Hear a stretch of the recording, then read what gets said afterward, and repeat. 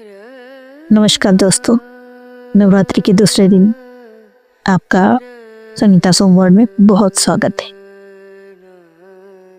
दोस्तों, क्या आप जानते हैं, हमारी सामान्य आंखें जो सिर्फ बाहर का संसार दिखाती है, रंग रूप और ये भौतिक जगत, लेकिन असली रहस्य तो भीतर छिपा है।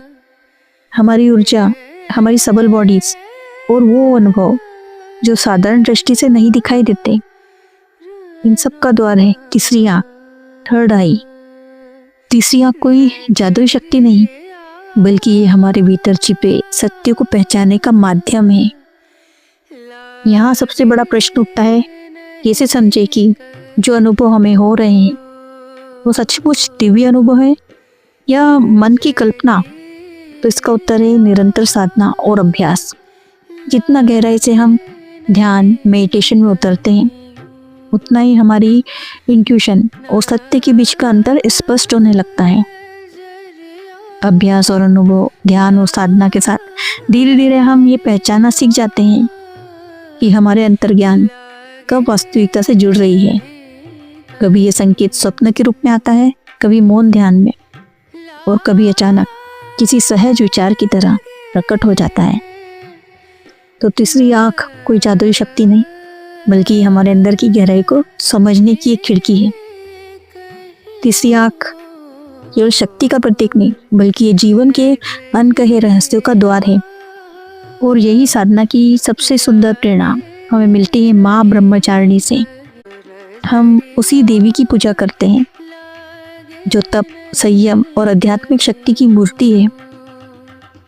माँ ब्रह्मचारिणी के हाथों में जपमाला और कमंडलू शोभा पाते हैं। उनका श्वेत वस्त्र पवित्र और सादगी का प्रतीक है, और उनका प्रिय रंग लाल जीवन में शुभता और मंगल का संदेश देता है। ब्रह्मा का अर्थ है तपस्या और चारिणी का अर्थ है आचरण करने वाली स्त्री। इस प्रकार माँ ब्रह्मचारिणी का अर्थ हुआ तपस्या और साधना के पवित्र आचरण को अपनाने वाली देवी। माँ ब्रह्मचारिणी का यह स्वरूप भक्तों को अपनी आध्यात्मिक साधना में प्रगति करने की प्रेरणा देता है। उनकी आराधना से हमें धैर्य, संयम और दृढ़ निश्चय की शक्ति प्राप्त होती है। माँ ब्रह्मचारिणी की तपस्या, कामदेव की भस्म हो जाने के बाद देवी पार्वती के लिए भगवान शिव को प्रसन्न करना और भी कठिन हो गया। जब नारद मुनि ने उन्हें सलाह दी, हे देवी, यदि आप भगवान शंकर को अपने पति के रूप में पाना चाहती हैं, तो आपको कठोर तपस्या करनी होगी। केवल दृढ़ संकल्प और साधना के बल पर ही महादेव का हृदय प्रसन्न किया जा सकता है। नारद मुनि की आज्ञा को स्वीकार कर देवी पार्वती ने निश्चय किया कि वे तपस्या के बल से ही भगवान शिव को अपने वर के रूप में प्राप्त करेगी। माता पिता की आज्ञा लेकर और आशीर्वाद पाके वो अपनी सखियों के साथ, जया और विजया के साथ गंगोत्री तीर्थ की ओर चली गई। एक रमणीय वन में उन्होंने वेदी बनाकर कठोर तपस्या प्रारंभ की। ग्रीष्म ऋतु में अग्नि के मध्य बैठकर जप करना, वर्षा ऋतु में भीगते हुए मंत्र जाप, शीत ऋतु में बर्फीले जल में खड़े होकर ध्यान। कभी केवल फलाहार करती थी, कभी केवल पत्तों पर जीवित रहती थी। अंततः उन्होंने पत्तों का सेवन भी छोड़ दिया, जिससे उन्हें अपर्णा नाम से भी जाना जाने लगा, और हजारों वर्ष की घोर साधना से ब्रह्मचारिणी कहलाई। उनकी तपस्या से तीनों लोकों में ऊर्जा और प्रकाश फैलने लगा। सभी देवता, ऋषि और सिद्ध उनकी इस धैर्य और संकल्प से प्रभावित हुए। माता ब्रह्मचारिणी की ये तपस्या दर्शाती है, धैर्य, संयम और निष्ठा से असंभव भी संभव हो सकता है। उनकी उपासना से भक्त को तप, योग और साधना में प्रगति मिलती है। जीवन में दृढ़ निश्चय और आत्मबल प्राप्त होता है। जो साधक माँ ब्रह्मचारिणी की पूजा करता है, उसे परब्रह्मा की प्राप्ति होती है। उनके दर्शन मात्र से यश, कीर्ति और आशीर्वाद प्राप्त होता है। भक्त को आध्यात्मिक साधना में उन्नति और जीवन में संयम, धैर्य की शक्ति मिलती है।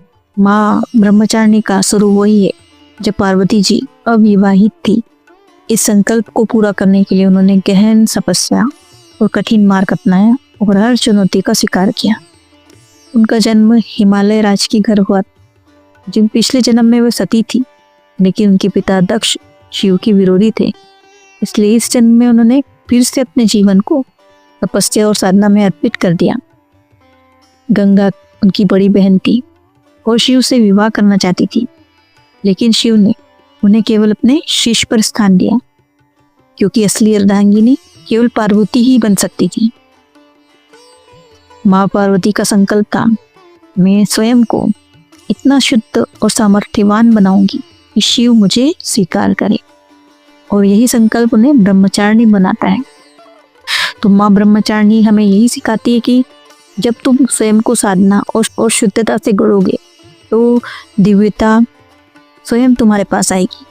जब तुम स्वयं राधा बनोगे तब कृष्ण स्वयं आएंगे, जब तुम पार्वती बनोगे तब शिव स्वयं आएंगे। तो अब अपनी आंखें धीरे धीरे बंद करें, मन को शांत करें और अपने सामने कल बनाए हुए शिवलिंग का ध्यान करें। प्रार्थना करें, हे शिव, मुझे अपना प्रिय बनाओ। जैसा मैं तुमसे प्रेम करती हूँ वैसे ही तुम मुझसे करो। मेरा अहंकार और मेरा चंचल मन मुझे तुमसे अलग कर देता है, तब मैं तुम्हारे साथ एक होना चाहती हूँ।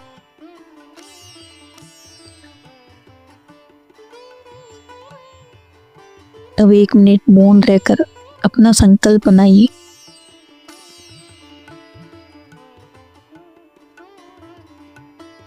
यहाँ हर साधक का संकल्प अलग होता है। कोई शक्ति चाहता है, कोई शांति, कोई प्रेम और कोई आत्मज्ञान।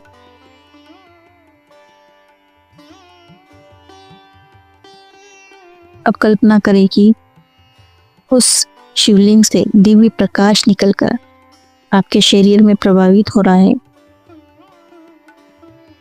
सिर से लेकर पांव तक, भीतर और बाहर, हर ओर प्रकाश ही प्रकाश है।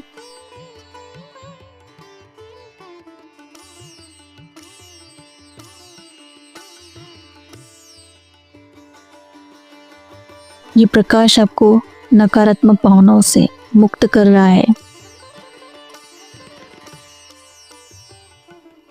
दुख, क्रोध, पीड़ा और अहंकार सब धीरे धीरे विलीन होते जा रहे हैं।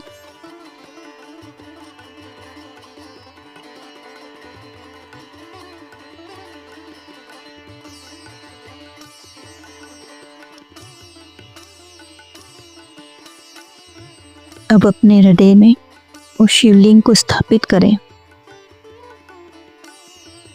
उसका प्रकाश पूरे शरीर, घर और धरती तक फैल रहा है।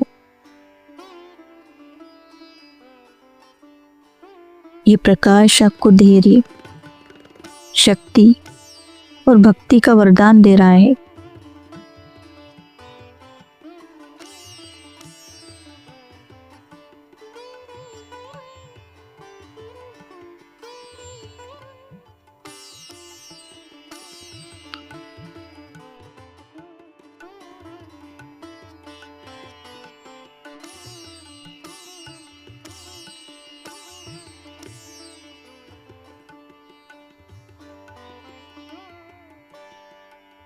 सभी दिव्य ऊर्जा का हृदय से धन्यवाद। तब धीरे धीरे अपनी हथेलियों को रगड़ें और उन्हें अपनी आंखों पर रखें और धीरे से आंखें खोलें। नवरात्रि के दूसरे दिन की साधना यही पूर्ण होती है। धन्यवाद।